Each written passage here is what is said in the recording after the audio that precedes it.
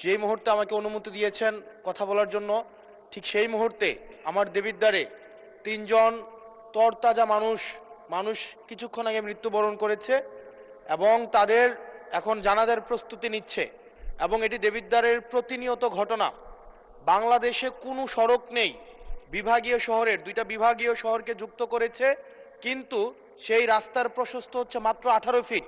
মাননীয় স্পিকার, আমি কুমিল্লা এবং সিলেট মহাসড়কের কথা বলছি। মাননীয় স্পিকার, কুমিল্লা এবং সিলেট মহাসড়ক যেটা ময়নামতি, দেবিদ্বার, জাফরগঞ্জ, কংসনগর হয়ে ব্রাহ্মণপাড়া, কুটিচমুহনী গিয়েছে, এই রাস্তাটা একটা মহাসড়ক, যে রাস্তা দিয়ে 10 লক্ষ মানুষের যাতায়াত এবং যেটা 2টা উপজেলাকে, ব্রাহ্মণপাড়া, বুড়িচং এবং দেবিদ্বারকে সংযুক্ত করেছে। যেখান থেকে চিটাগং থেকে যদি আপনি সিলেটে যেতে হয় অথবা সিলেট থেকে যদি চিটাগংয়ে আসতে হয়, একমাত্র রাস্তা যেটা মাত্র মাননীয় স্পিকার 18 ফিট।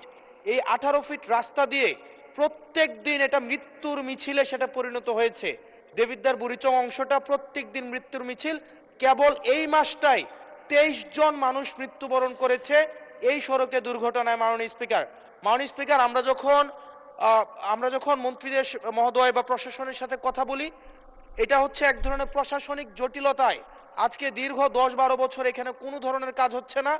আমি আপনার দৃষ্টি আকর্ষণ করছি, আপনার মধ্য দিয়ে মন্ত্রী মহোদয় নিশ্চিত করবেন কি কবের মধ্যে এই মৃত্যুর মিছিল থামবে এবং এই মহাসড়ককে, এটা লাইন অফ ক্রেডিটের আন্ডারে 6 লেনে হওয়ার কথা থাকলেও এটা মাত্র 18 ফিট হয়ে আছে। মাননীয় স্পিকার, এটা আমি এলাকায় মুখ দেখাইতে পারি না।